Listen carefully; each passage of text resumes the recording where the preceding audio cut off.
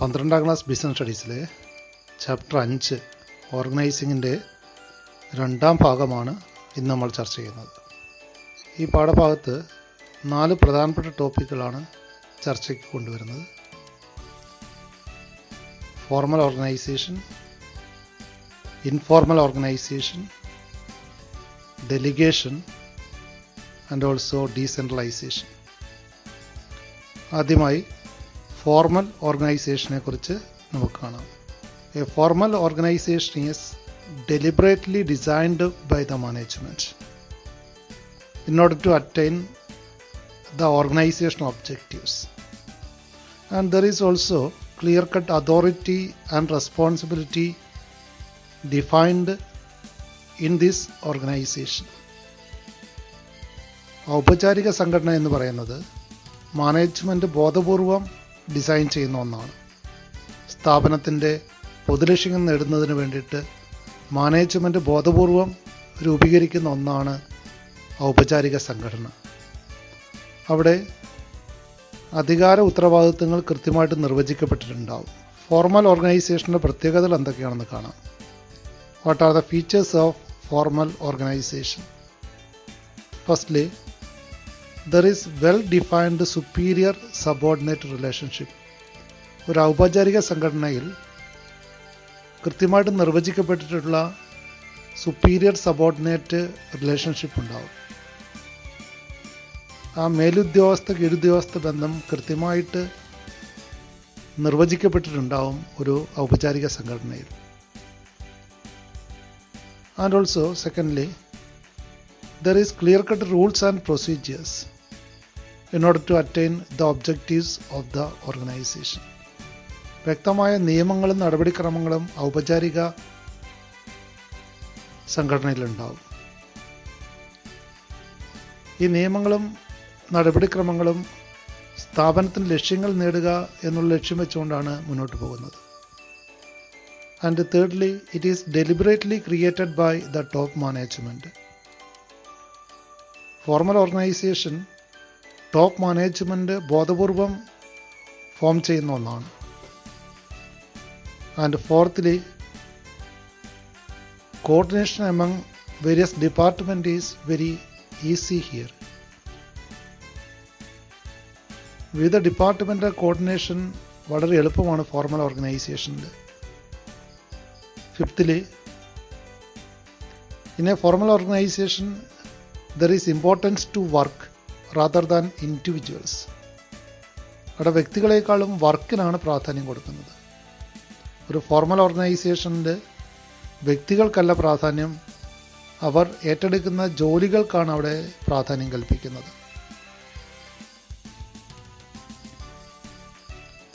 എന്തൊക്കെയാണ് ഫോർമൽ ഓർഗനൈസേഷൻ്റെ മേന്മകൾ എന്ന് നോക്കാം. What are the advantages of formal organisation? Firstly, in a formal organization, it is easy to fix responsibilities. കൃത്യമായിട്ട് ഉത്തരവാദിത്തങ്ങൾ ഏൽപ്പിച്ചു കൊടുക്കാൻ കഴിയുന്നു എന്നുള്ളതാണ് ഒന്നാമത്തെ മേന്മ.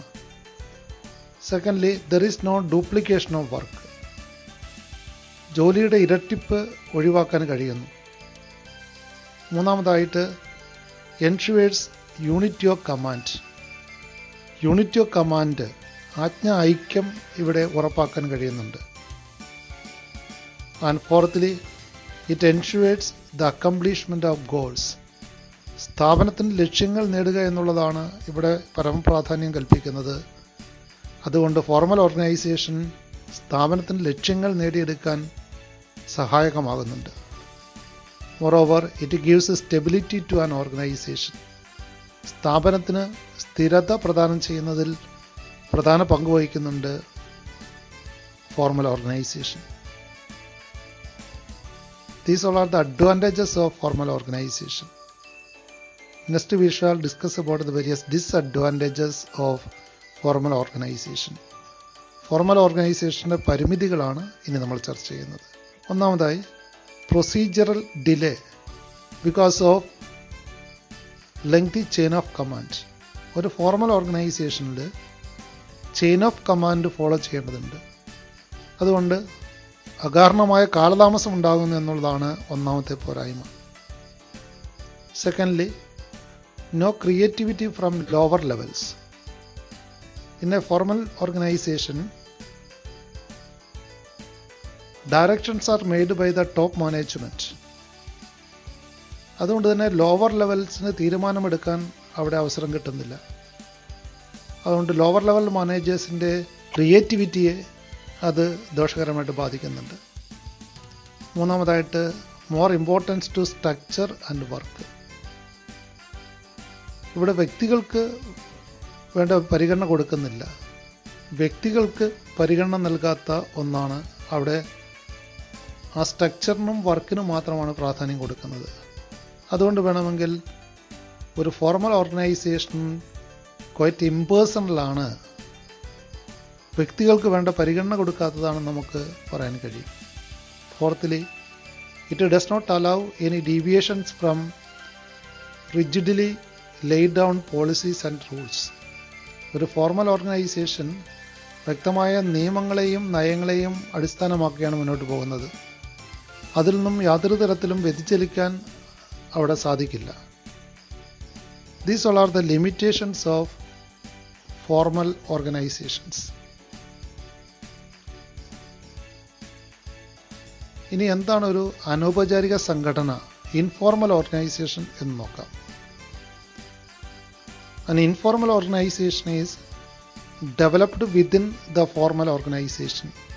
ഒരു ഫോർമൽ ഓർഗനൈസേഷനിൽ തന്നെ നിലനിൽക്കുന്ന ഒന്നാണ് ഇൻഫോർമൽ ഓർഗനൈസേഷൻ.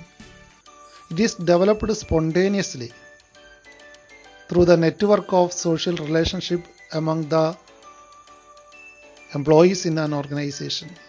അപ്പോൾ ഫോർമൽ ഓർഗനൈസേഷൻ്റെ ഭാഗമായി കാലക്രമേണ ഉരുത്തിരിഞ്ഞു വരുന്ന, അല്ലെങ്കിൽ മാനേജ്മെൻറ്റ് ബോധപൂർവമായിട്ടുള്ള ഇടപെടലില്ലാതെ തന്നെ കാലക്രമേണ ഉരുത്തിരിഞ്ഞു വരുന്ന ഒരു സംവിധാനമാണ് ഇൻഫോർമൽ ഓർഗനൈസേഷൻ അല്ലെങ്കിൽ അനൗപചാരിക സംഘടന. അത് തൊഴിലാളികളുടെ പരസ്പരമുള്ള സാമൂഹ്യ ബന്ധങ്ങളിലൂടെ അല്ലെങ്കിൽ സുഹൃത്ത് ബന്ധങ്ങളിലൂടെ ഉടലെടുക്കുന്ന ഒന്നാണ്. ഉദാഹരണമായിട്ട്, വിവിധ ക്ലബ്ബുകളുടെ പ്രവർത്തനങ്ങൾ സ്ഥാപനങ്ങളിൽ നടക്കാറുണ്ട്. അല്ലെങ്കിൽ വിവിധ ആഘോഷ പരിപാടികൾ ജീവനക്കാർ ഒത്തുചേർന്നുകൊണ്ട് സംഘടിപ്പിക്കാറുണ്ട്. ഇത്തരത്തിലുള്ള ക്ലബ് ആക്ടിവിറ്റീസ് അല്ലെങ്കിൽ ആഘോഷ കമ്മിറ്റികളൊക്കെയും ഇൻഫോർമൽ ഓർഗനൈസേഷൻ്റെ ഭാഗമാണ്. What are the features of informal organization? Informal ഓർഗനൈസേഷൻ്റെ പ്രത്യേകതകൾ എന്തൊക്കെയാണെന്ന് നോക്കാം. ഒന്നാമതായി, it originates from personal interaction. ജീവനക്കാരുടെ വ്യക്തിപരമായിട്ടുള്ള ഇടപെടലിലൂടെ അല്ല അവരുടെ സോഷ്യൽ ഇൻട്രാക്ഷനിലൂടെ രൂപീകരിക്കുന്ന ഒന്നാണ് informal organization. Secondly, there is no official rules and regulations. അങ്ങനെ വ്യക്തമായിട്ടുള്ള നിയമങ്ങളോ ചട്ടങ്ങളോ ഇൻഫോർമൽ ഓർഗനൈസേഷൻ ഉണ്ടാവില്ല. അവർ പരസ്പരം ഉണ്ടാക്കുന്ന ചില പൊതു മാനദണ്ഡങ്ങൾ അല്ലെങ്കിൽ കോമൺ നോംസ് മാത്രമായിരിക്കാം അവിടെ ഉണ്ടാവുക. And thirdly, they use independent channel of communication. അവർ സ്വതന്ത്രമായിട്ടുള്ളൊരു കമ്മ്യൂണിക്കേഷൻ ചാനലായിരിക്കും ഉപയോഗിക്കുന്നത്. അങ്ങനെ കൃത്യമായിട്ടൊരു സ്കാളാർഡ് ചെയിൻ ഫോളോ ചെയ്തുകൊണ്ടുള്ള കമ്മ്യൂണിക്കേഷൻ ആവില്ല അവിടെ. സ്വതന്ത്രമായിട്ടുള്ള മുൻകൂട്ടി തീരുമാനിക്കാത്ത രീതിയിലുള്ള കമ്മ്യൂണിക്കേഷൻ ചാനൽസ് ആയിരിക്കാം അവിടെ ഉണ്ടാവുക. And next one is informal organisation emerges spontaneously. അത് കാലക്രമേണ ഉരുത്തിരിഞ്ഞു വരുന്നതാണ്. നിരന്തരം ജീവനക്കാരുടെ ഇടപെടലിലൂടെ, പരസ്പരമുള്ള സുഹൃത്ത് ബന്ധങ്ങളിലൂടെ, സാമൂഹ്യ ബന്ധങ്ങളിലൂടെ സ്വയമേവ ഉരുത്തിരിഞ്ഞു വരുന്നവയാണ് ഇൻഫോർമൽ ഓർഗനൈസേഷനുകൾ. And it has not definite structure. വ്യക്തമായിട്ടുള്ളൊരു ഹയറാർക്കിക്കൽ സ്ട്രക്ചർ ഇൻഫോർമൽ ഓർഗനൈസേഷൻ ഉണ്ടാവില്ല. These all are the main features of informal organizations. Then what are the advantages of informal organization? അനൗപചാരിക സംഘടനയുടെ മേന്മകൾ എന്തൊക്കെയാണ്? ഒന്നാമതായി, സ്പീഡി കമ്മ്യൂണിക്കേഷൻ ഈസ് പോസിബിൾ. ഇവിടെ speedy communication സാധ്യമാണ്. Formal ഓർഗനൈസേഷനിൽ പലപ്പോഴും communication delay ഉണ്ടാകാറുണ്ട്, പ്രത്യേകിച്ചും ലെങ്തി സ്കാലർ ചെയിൻ അവിടെ ഫോളോ ചെയ്യേണ്ടതുകൊണ്ട്. എന്നാൽ ഇവിടെ പ്രത്യേകമായിട്ടൊരു കമ്മ്യൂണിക്കേഷൻ പാറ്റേൺ നിശ്ചയിക്കപ്പെട്ടിട്ടില്ല, അല്ലെങ്കിൽ ഒരു വെൽ ഡിഫൈൻഡ് ആയിട്ടുള്ള ഒരു നെറ്റ്വർക്ക് കമ്മ്യൂണിക്കേഷൻ ഉണ്ടാവില്ല. അതുകൊണ്ട് തന്നെ സ്പീഡി കമ്മ്യൂണിക്കേഷൻ ഇവിടെ സാധ്യമാണ്. രണ്ടാമതായി, it fulfils social needs and job satisfaction. ഇവിടെ ജീവനക്കാരുടെ സാമൂഹിക ആവശ്യങ്ങൾ നിറവേറ്റപ്പെടുന്നുണ്ട്. അതുപോലെ ഇൻഫോർമൽ ഓർഗനൈസേഷനിലൂടെ അവർക്ക് ജോബ് സാറ്റിസ്ഫാക്ഷൻ, തൊഴിൽ സംതൃപ്തി ലഭിക്കുന്നുണ്ട്. മൂന്നാമതായി, it supports formal organization. Formal ഓർഗനൈസേഷൻ്റെ പരിമിതികൾ ഓവർകം ചെയ്യാൻ വേണ്ടി ഇൻഫോർമൽ ഓർഗനൈസേഷനുകൾ സഹായിക്കുന്നുണ്ട്. അതുകൊണ്ട് തന്നെ ഫോർമൽ ഓർഗനൈസേഷന് വേണ്ട സപ്പോർട്ടിംഗ് ആയിട്ടുള്ള ഒന്നാണ് informal organisation. And last one is that informal organization provides quick and reliable feedback from subordinates. കീഴ് ജീവനക്കാരിൽ നിന്നും വേഗത്തിലും അതോടൊപ്പം തന്നെ വിശ്വസനീയമായിട്ടുള്ള ഫീഡ്ബാക്ക് ലഭിക്കാൻ വേണ്ടിയിട്ട് ഇൻഫോർമൽ ഓർഗനൈസേഷൻ സഹായിക്കുന്നുണ്ട്. പലപ്പോഴും ജീവനക്കാരുടെ പ്രശ്നങ്ങൾ ഒരു ഫോർമൽ കമ്മ്യൂണിക്കേഷനിൽ അല്ലെങ്കിൽ ഒരു ഫോർമൽ രീതിയിൽ പലപ്പോഴും അറിഞ്ഞു എന്ന് വരില്ല. എന്നാൽ ഇൻഫോർമൽ ചാനലിലൂടെ കൃത്യമായിട്ട് ജീവനക്കാരുടെ പ്രശ്നങ്ങളും പരാതികളും അറിയാനും യഥാർത്ഥ ഫീഡ്ബാക്ക് അറിയാനും സാധിക്കുന്നുണ്ട്.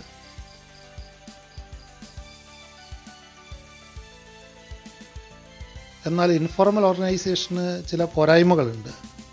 What are the disadvantages of informal organizations? Firstly, false news may be spread. പലപ്പോഴും റൂമേഴ്സ് അല്ലെങ്കിൽ കിംവദന്തികൾ പരക്കാനുള്ള സാധ്യത കൂടുതലാണ്. ഇൻഫോർമൽ ചാനലിലൂടെ റൂമേഴ്സിനുള്ള സാധ്യതകൾ ഏറെയാണ്. രണ്ടാമതായി, ഡിലേ ഇൻ ഗ്രോത്ത്. സ്ഥാപനത്തിൻ്റെ വളർച്ചയെ അല്ലെങ്കിൽ സ്ഥാപനത്തിൽ പലപ്പോഴും മാറ്റങ്ങളെ എതിർക്കാനുള്ള ഒരു മനോഭാവം ഇൻഫോർമൽ ഓർഗനൈസേഷന് കണ്ടുവരുന്നുണ്ട്. പലപ്പോഴും ഇത്തരം ഇൻഫോർമൽ ഓർഗനൈസേഷനുകൾ മാനേജ്മെൻറ്റിൻ്റെ പ്ലാനുകളെ ഒപ്പോസ് ചെയ്യുകയും അത് പലപ്പോഴും സ്ഥാപനത്തിൻ്റെ വളർച്ചയെ പ്രതികൂലമായിട്ട് ബാധിക്കുകയും ചെയ്യാറുണ്ട്. മൂന്നാമതായി, it is harmful to the formal organisation. പലപ്പോഴും ഫോർമൽ ഓർഗനൈസേഷൻ പ്രവർത്തനങ്ങളെ തടസ്സപ്പെടുത്തുന്ന രീതിയിലേക്ക് ഇൻഫോർമൽ ഓർഗനൈസേഷനുകൾ വളരാറുണ്ട്.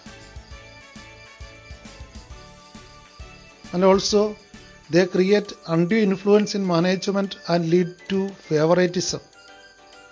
മാനേജ്മെൻറ്റിൽ അനാവശ്യ സ്വാധീനം ചെലുത്തുകയും പലപ്പോഴും ഇത്തരം ഇൻഫോർമൽ ഓർഗനൈസേഷൻസ് സ്വജനപക്ഷപാതത്തിന് വഴിതെളിക്കുകയും ഒക്കെ ചെയ്യുന്നുണ്ട്. അതുകൊണ്ട് തന്നെ ഇൻഫോർമൽ ഓർഗനൈസേഷൻസ് ഫോർമൽ ഓർഗനൈസേഷനെ സപ്പോർട്ട് ചെയ്യുന്നുണ്ടെങ്കിലും ചില നിയന്ത്രണങ്ങൾ എപ്പോഴും ഇൻഫോർമൽ ഓർഗനൈസേഷന് നല്ലതാണ്.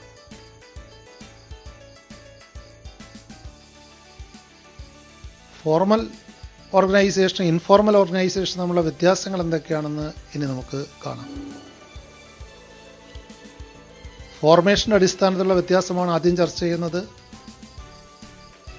ഫോർമൽ ഓർഗനൈസേഷൻ ഡെലിബറേറ്റ് ആയിട്ട് ഫോം ചെയ്യുന്ന ഒന്നാണ്.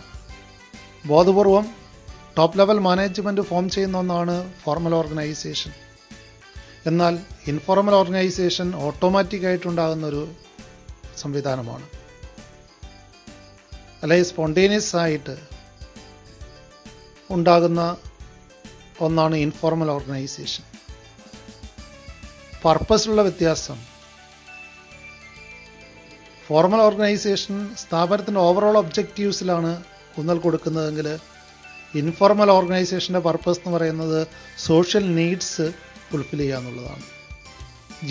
ജീവനക്കാരുടെ സാമൂഹിക ആവശ്യങ്ങൾ നിറവേറ്റാൻ വേണ്ടിയിട്ടാണ് ഇൻഫോർമൽ ഓർഗനൈസേഷൻ ഫോം ചെയ്യുന്നത്. സ്ട്രക്ചർ നോക്കുകയാണെങ്കിൽ ഫോർമൽ ഓർഗനൈസേഷന് വെൽ ഡിഫൈൻഡ് ആയിട്ടുള്ള ഒരു സ്ട്രക്ചർ ഉണ്ട്.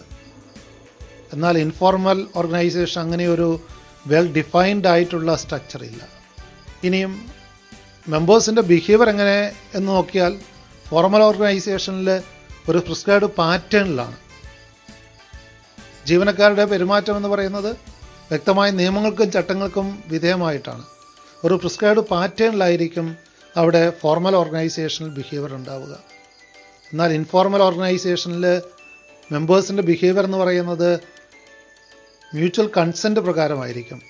പരസ്പര ധാരണ പ്രകാരമുള്ള ചില നോംസിനെ അടിസ്ഥാനമാക്കിയായിരിക്കും.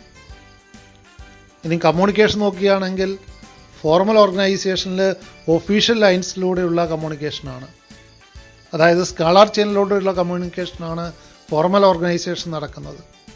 എന്നാൽ ഇൻഫോർമൽ ഓർഗനൈസേഷനിൽ അങ്ങനെ ഒരു ലൈൻ ഓഫ് അതോറിറ്റി ഒന്നുമില്ല കമ്മ്യൂണിക്കേഷന് വേണ്ടിയിട്ട്. ജീവനക്കാർ അവരുടെ കൺവീനിയൻസ് അനുസരിച്ചാണ് അവിടെ കമ്മ്യൂണിക്കേഷൻ നടത്തുന്നത്. ലീഡർഷിപ്പ് ആണെങ്കിൽ ഫോർമൽ ഓർഗനൈസേഷനിൽ മാനേജേഴ്സാണ് അവിടെ ലീഡേഴ്സായിട്ട് വരുന്നത്. In a formal organization, managers are the leaders. But in informal organization, leaders are chosen by the members.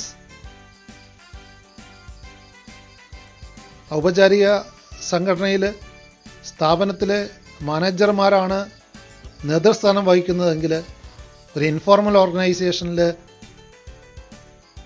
അതിലുള്ള മെമ്പേഴ്സാണ് അവരുടെ ലീഡേഴ്സിനെ തീരുമാനിക്കുന്നത്. സ്റ്റെബിലിറ്റിയുടെ കാര്യത്തിൽ ഫോർമൽ ഓർഗനൈസേഷൻ കൂടുതൽ സ്റ്റേബിളാണ്.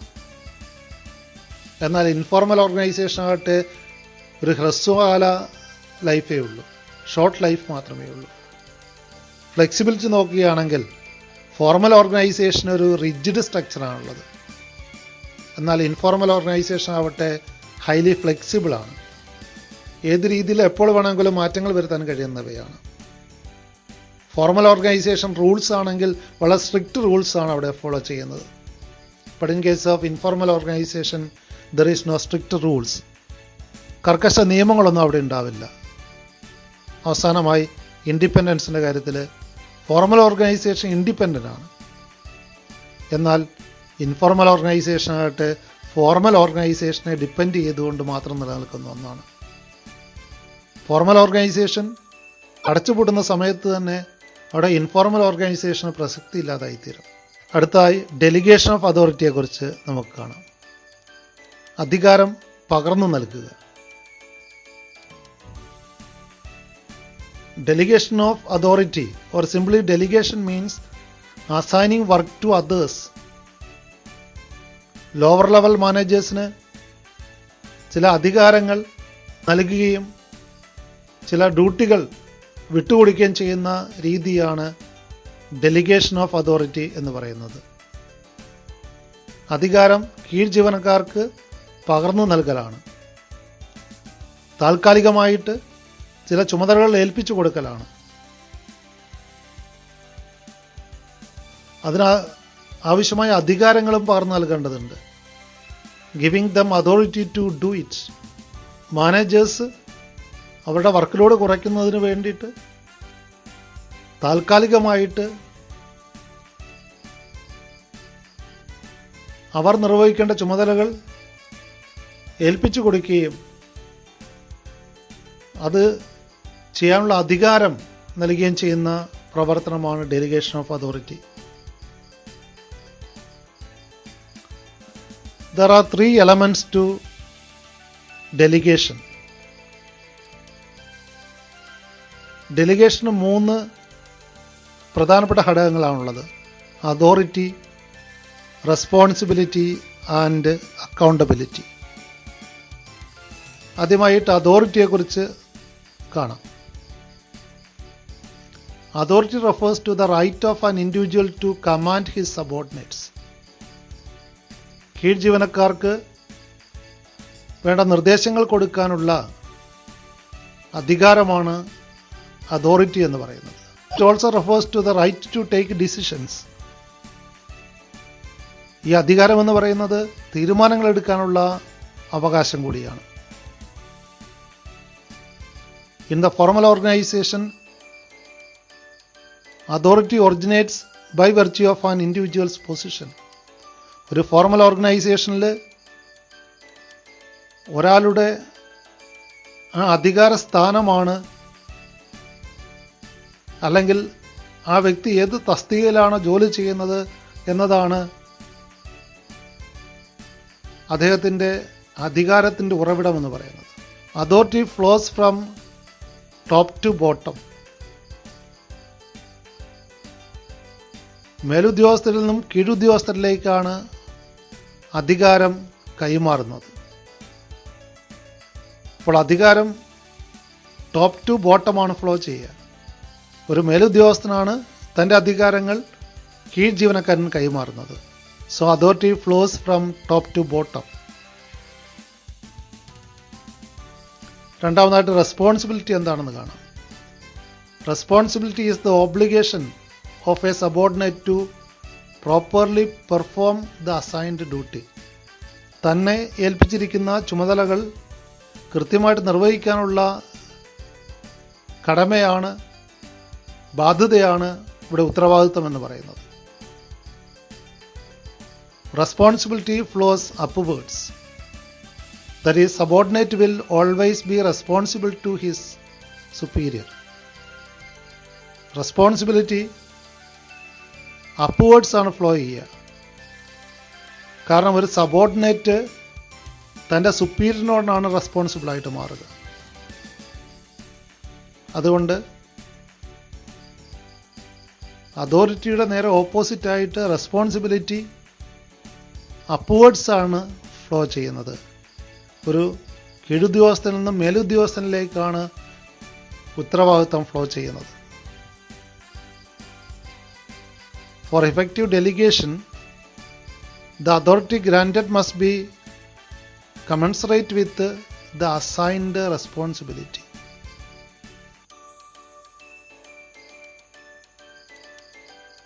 അവിടെ അതോറിറ്റിയും റെസ്പോൺസിബിലിറ്റിയും ബാലൻസ് ചെയ്യേണ്ട ആവശ്യമുണ്ട്.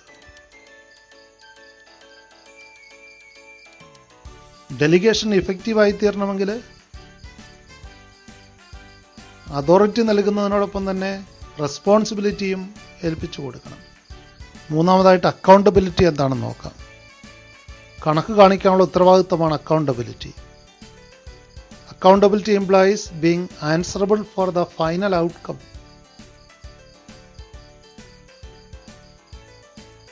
It cannot be delegated and flows upwards. Accountability ഒരിക്കലും ഡെലിഗേറ്റ് ചെയ്യാൻ സാധ്യമല്ല. തന്നെയുമല്ല, അത് അപ്വേർഡ്സ് ആണ് ഫ്ലോ ചെയ്യുന്നത്. സബോർഡിനേറ്റിൽ നിന്നും സുപ്പീരിയറിലേക്കാണ് അത് ഫ്ലോ ചെയ്യുന്നത്. A subordinate will be accountable to a superior for satisfactory performance of work. അവിടെ ഒരു സബോർഡിനേറ്റ് സുപ്പീരിയറിനോടാണ് അക്കൗണ്ടബിൾ ആയിത്തീരുന്നത്. കൃത്യമായിട്ട് ജോലി ചെയ്തോ എന്ന് കണക്ക് കാണിക്കാനുള്ള ഉത്തരവാദിത്തം ഒരു കീഴ് ജീവനക്കാരനാണുള്ളത്. It indicates that the manager has to ensure the proper discharge of duties by his subordinates. എന്നാൽ ഇവിടെ ഒരു മേലുദ്യോഗസ്ഥൻ ഉറപ്പുവരുത്തേണ്ടതുണ്ട് താൻ ഏൽപ്പിച്ചു കൊടുത്ത ജോലികൾ കൃത്യമായിട്ട് തൻ്റെ സബോർഡിനേറ്റ്സ് ചെയ്തോ എന്നുള്ളത്. ഡെലിഗേഷൻ്റെ പ്രധാനപ്പെട്ട ഘടകങ്ങളായിട്ടുള്ള അതോറിറ്റി, റെസ്പോൺസിബിലിറ്റി, അക്കൗണ്ടബിലിറ്റി എന്നിവ തമ്മിലൊന്ന് താരതമ്യം ചെയ്ത് നോക്കാം. ആദ്യമായി മീനിങ്ങിലുള്ള വ്യത്യാസം. Authority is the right to command. നിർദ്ദേശങ്ങൾ നൽകുന്നതിനുള്ള അധികാരമാണത്. Responsibility is the obligation to perform an assigned task. ഏൽപ്പിച്ച ജോലികൾ കൃത്യമായിട്ട് നിർവഹിച്ചോ എന്ന് കൃത്യമായിട്ട് നിർവഹിക്കാനുള്ള ഉത്തരവാദിത്തമാണ് റെസ്പോൺസിബിലിറ്റി എന്ന് പറഞ്ഞത്. ഏൽപ്പിച്ച ജോലിയുടെ ഔട്ട്കമ്മിനോടുള്ള ആൻസറബിലിറ്റിയാണ് അക്കൗണ്ടബിലിറ്റി എന്ന് പറയുന്നത്. രണ്ടാമതായിട്ട് ഡെലിഗേഷനുള്ള വ്യത്യാസം. അതോറിറ്റി ഡെലിഗേറ്റ് ചെയ്യാൻ കഴിയും, അധികാരം മറ്റുള്ളവർക്ക് വിട്ടുകൊടുക്കാൻ കഴിയുന്നതാണ്. Authority can be delegated, but responsibility cannot be entirely delegated. Responsibility അങ്ങനെ ഏൽപ്പിച്ചു കൊടുക്കാൻ സാധിക്കുന്നതല്ല. സുപ്പീരിയർക്കാണ് അവിടെ അൾട്ടിമേറ്റ് റെസ്പോൺസിബിലിറ്റി. കീഴ്ജീവനക്കാരൻ ഏൽപ്പിച്ചു കൊടുത്ത കാര്യങ്ങൾ ചെയ്യുന്നില്ലെങ്കിലും അവിടെ ഉത്തരവാദിത്വം എന്ന് പറയുന്ന സുപ്പീരിയറിനാണ്. Accountability cannot be delegated at all. ഒരിക്കലും അക്കൗണ്ടബിലിറ്റി ഡെലിഗേറ്റ് ചെയ്യാൻ സാധിക്കില്ല. ഇനി ഒറിജിൻ്റെ കാര്യത്തിലുള്ള വ്യത്യാസം, authority arises from formal position. ആ ഫോർമൽ പൊസിഷനിൽ നിന്നാണ് അതോറിറ്റി ഉണ്ടാകുന്നത്. Responsibility arises from delegated authority. Authority delegate ചെയ്തുകൊണ്ടാണ് റെസ്പോൺസിബിലിറ്റി ഉണ്ടാകുന്നത്. ഇനി അക്കൗണ്ടബിലിറ്റി ആകട്ടെ അറൈസസ് ഫ്രം റെസ്പോൺസിബിലിറ്റി. റെസ്പോൺസിബിലിറ്റിയിൽ നിന്നാണ് അക്കൗണ്ടബിലിറ്റി ഉണ്ടാകുന്നത്. ഇനി ഇതിൻ്റെ ഡയറക്ഷൻ ഓഫ് ഫ്ലോയിലുള്ള വ്യത്യാസം, authority flows downward from superior to subordinate. Downward ആയിട്ടാണ് ഫ്ലോ ചെയ്യുന്നത് അതോറിറ്റി. മേലുദ്യോഗസ്ഥനിൽ നിന്നും കീഴുദ്യോഗസ്ഥനിലേക്കാണ് അതോറിറ്റി ഫ്ലോ ചെയ്യുന്നതെങ്കിൽ നേരെ തിരിച്ചാണ് റെസ്പോൺസിബിലിറ്റിയും അക്കൗണ്ടബിലിറ്റിയും ഫ്ലോ ചെയ്യുന്നത്. Responsibility flows upwards from subordinate to superior. അതുപോലെ തന്നെ അക്കൗണ്ടബിലിറ്റിയും flows upward from subordinate to superior.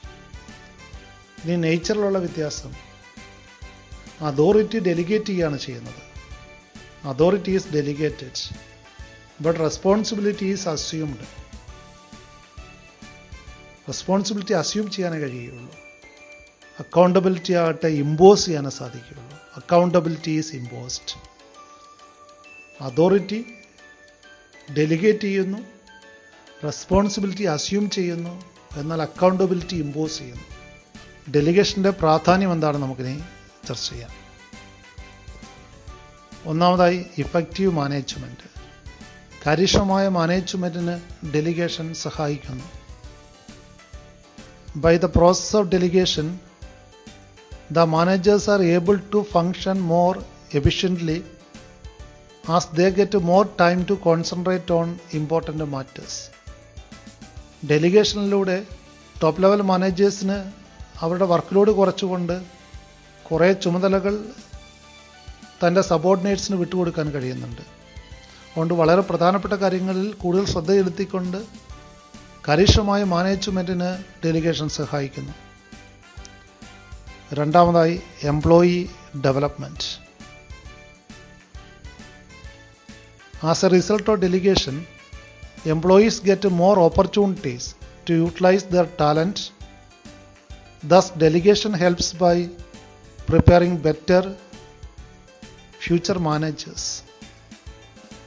Employee ഡെവലപ്മെൻറ്റിന് വേണ്ടിയിട്ട് ജീവനക്കാരുടെ വളർച്ചയ്ക്ക് ഡെലിഗേഷൻ ഉപകരിക്കുന്നുണ്ട്. ഡെലിഗേഷനിലൂടെ കീഴ് ജീവനക്കാർക്ക് ഒരുപാട് അവസരങ്ങൾ, തങ്ങളുടെ കഴിവും അറിവും ഉപയോഗപ്പെടുത്താനുള്ള അനവധി അവസരങ്ങൾ ലഭിക്കുന്നുണ്ട്. അതുകൊണ്ട് ഫ്യൂച്ചർ മാനേജേഴ്സിനെ വളർത്തിയെടുക്കുന്നതിൽ ഡെലിഗേഷൻ സഹായകരമാണ്. Thirdly, motivation of employees. എംപ്ലോയീസിനൊരു മോട്ടിവേഷനാണ് ഡെലിഗേഷൻ എന്ന് പറയുന്നത്. പ്രത്യേകിച്ചും കീഴ് ജീവനക്കാരെ മോട്ടിവേറ്റ് ചെയ്യുന്നതിൽ ഡെലിഗേഷൻ ഏറെ സഹായകരമാണ്. When a superior entrusts a subordinate with a task, it is not merely the sharing of work, but involves trust on the superior's part and commitment on the part of the subordinates. മേലുദ്യോഗസ്ഥനിൽ ഉണ്ടായിരുന്ന അധികാരങ്ങളും അല്ലെങ്കിൽ അയാൾ ചെയ്തിരുന്ന ഡ്യൂട്ടികളും കീഴ് ജീവനക്കാരനെ ഏൽപ്പിക്കുന്നതിലൂടെ അവിടെ work share ചെയ്യുക മാത്രമല്ല, കീഴ് ജീവനക്കാരനുള്ള വിശ്വാസം വർദ്ധിക്കുകയും വളരെ കമ്മിറ്റ്മെൻറ്റോട് കൂടിയിട്ട് ജോലികൾ ചെയ്യാൻ സബോർഡിനേറ്റ്സിന് അത് പ്രേരണ നൽകുകയും ചെയ്യുന്നുണ്ട്.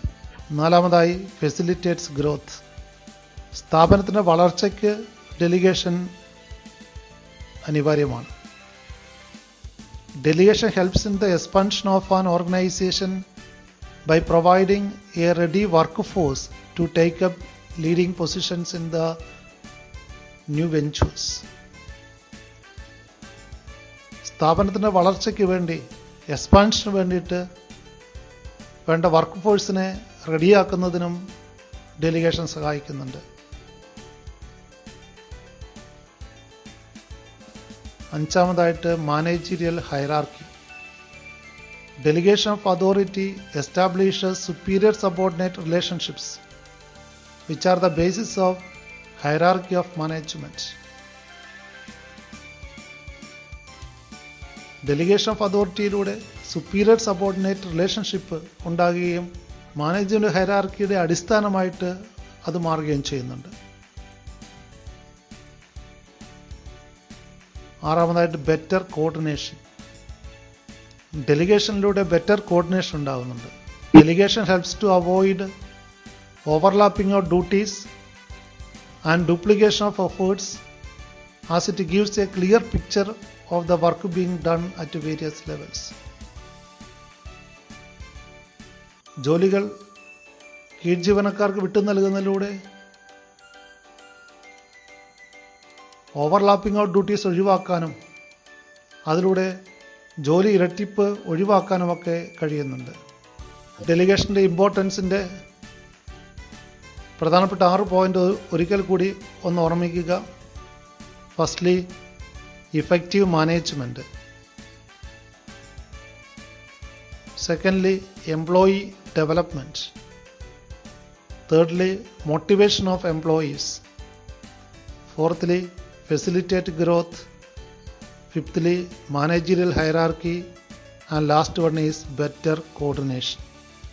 അടുത്തായിട്ട് ഡീസെൻട്രലൈസേഷൻ എന്താണ് നമുക്ക് വിശദമായിട്ട് കാണാം. Decentralization is the systematic dispersal of authority to the lower levels of organization. Systematic ആയിട്ടുള്ള ഡിസ്പേഴ്സൽ ഓഫ് അതോറിറ്റിയാണ്. എല്ലാ മാനേജ്മെൻറ്റ് തലങ്ങളിലേക്കും അധികാരം പകർന്നു നൽകുന്ന രീതിയാണ് ഡീസെൻട്രലൈസേഷൻ ഉള്ളത്.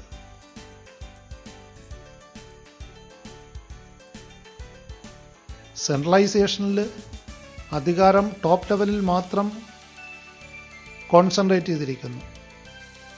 ടോപ്പ് ലെവൽ മാനേജേഴ്സ് കീഴ്ത്തല മാനേജർമാർക്ക് അധികാരങ്ങളൊന്നും വിട്ടു നൽകാതിരിക്കുന്നു. എന്നാൽ ഡീസെൻട്രലൈസേഷനിൽ ടോപ്പ് ലെവൽ മാനേജേഴ്സ് കുറേ അധികാരങ്ങൾ താഴെ തലങ്ങളിലേക്ക് വിട്ടു നൽകിയിരിക്കുകയാണ്. So decentralization is the systematic delegation of authority to all levels in the organization. അല്ലെങ്കിൽ വികേന്ദ്രീകരണത്തിൽ ടോപ്പ് ലെവൽ മാനേജേഴ്സ് എല്ലാ ലോവർ ലെവൽ മാനേജേഴ്സിനും അധികാരങ്ങൾ സ്ഥിരമായിട്ട് വിട്ടുകൊടുക്കുന്ന രീതിയാണുള്ളത്. ഡീസെൻട്രലൈസേഷൻ്റെ പ്രാധാന്യം എന്തൊക്കെയാണ്? Importance of decentralization. The first point is develops initiative among subordinates. കീഴ്ജീവനക്കാരിൽ ഇനിഷ്യേറ്റീവ് ഉണ്ടാക്കാൻ decentralization എപ്പോഴും ഉത്തമമാണ്. Decentralization helps to promote self-reliance and confidence amongst the subordinates. The lower level managers are given freedom to take their own decisions. They learn to depend on their own judgment. Decentralization നയം പിന്തുടരുന്നതോടുകൂടി lower level മാനേജേഴ്സിന് സ്വയം തീരുമാനമെടുക്കാനുള്ള അവസരം ലഭിക്കുന്നു. ആ freedom, തീരുമാനമെടുക്കാനുള്ള ആ സ്വാതന്ത്ര്യം അവരിൽ confidence ഉണ്ടാക്കുകയും അവരുടെ സെൽഫ് റിലയൻസ് വർദ്ധിപ്പിക്കുകയും ചെയ്യുന്നു. അത്തരത്തിൽ സബോർഡിനേറ്റ്സിൻ്റെ ഇനീഷ്യേറ്റീവ് ഡെവലപ്പ് ചെയ്യാൻ വേണ്ടിയിട്ട് ഡീസെൻട്രലൈസേഷൻ സഹായിക്കുന്നുണ്ട്. രണ്ടാമതായി, develops managerial talent for the future. Future മാനേജേഴ്സിനെ ഡെവലപ്പ് ചെയ്യാൻ വേണ്ടിയിട്ട് ഡീസെൻട്രലൈസേഷൻ സഹായിക്കുന്നുണ്ട്. Decentralization gives the lower level managers a chance to prove their abilities and creates a reservoir of qualified manpower can be considered to fill up more challenging positions through promotions.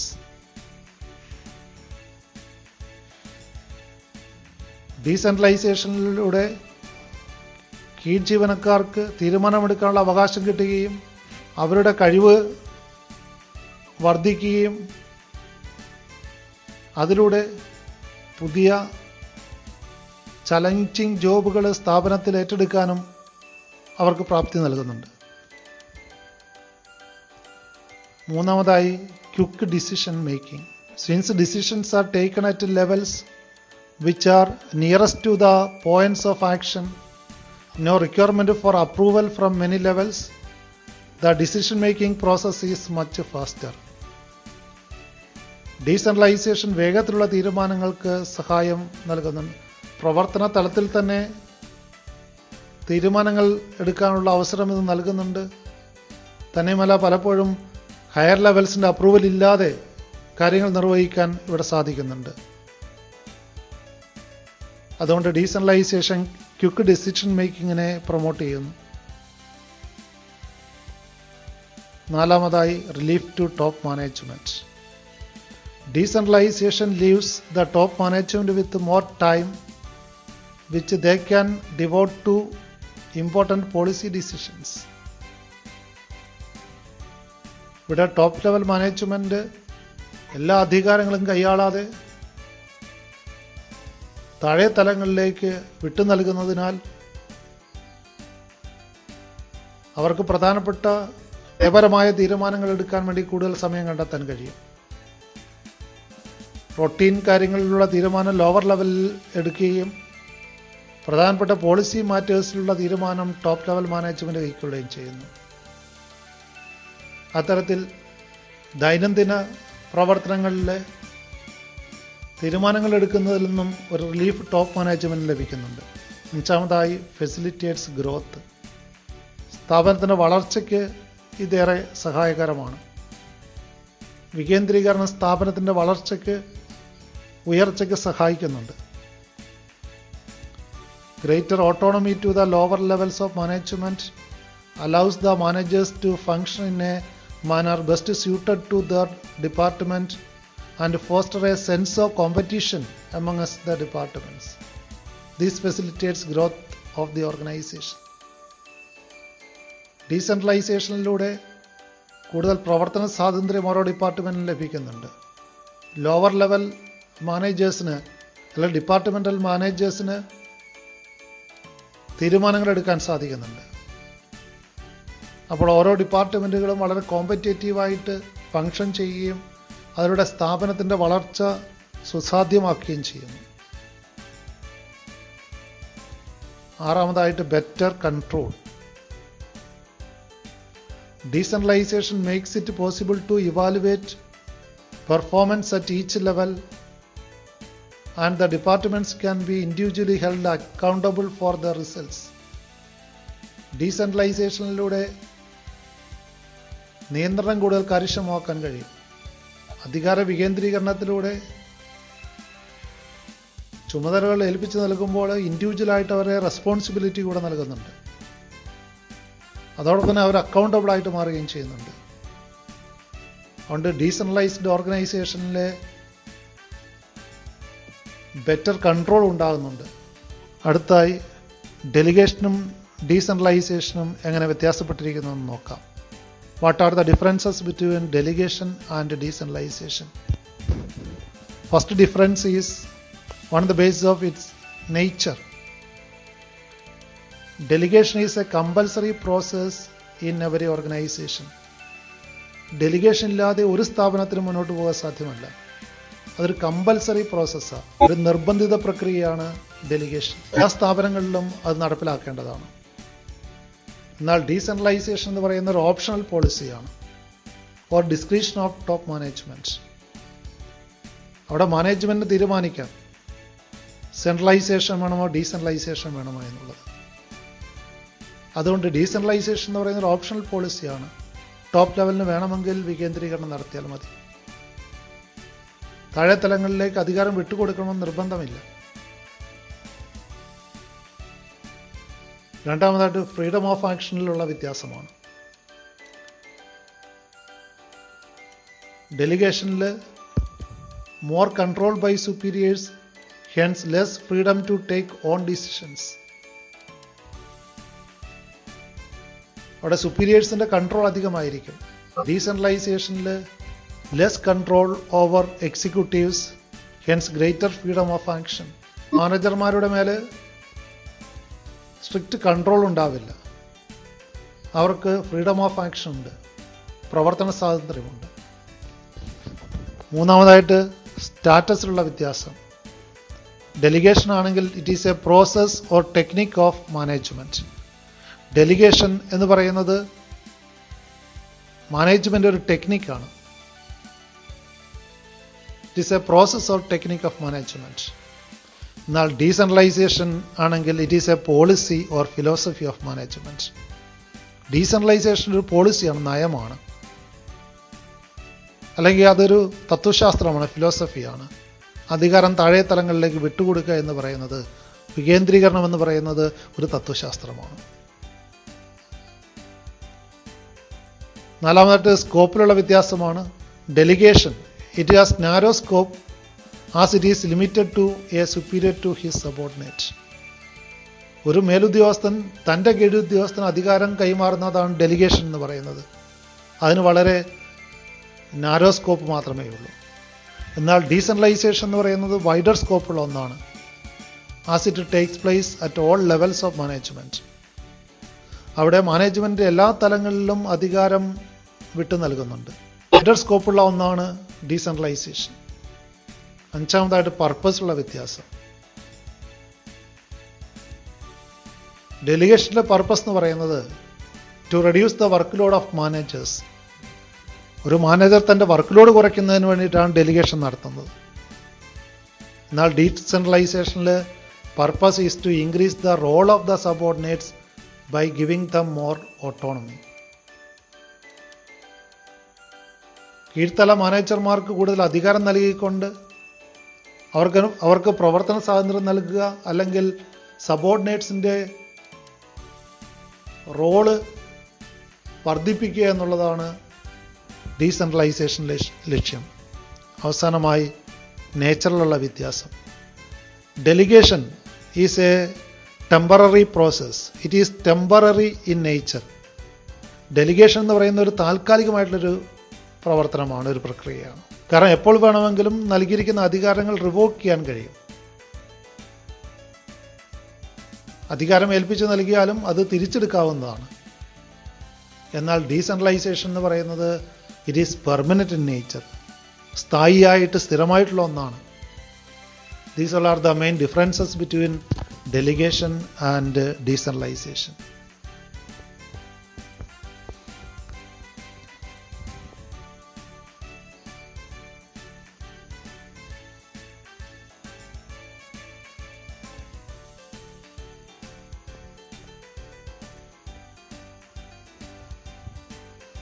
Thank you for watching this video.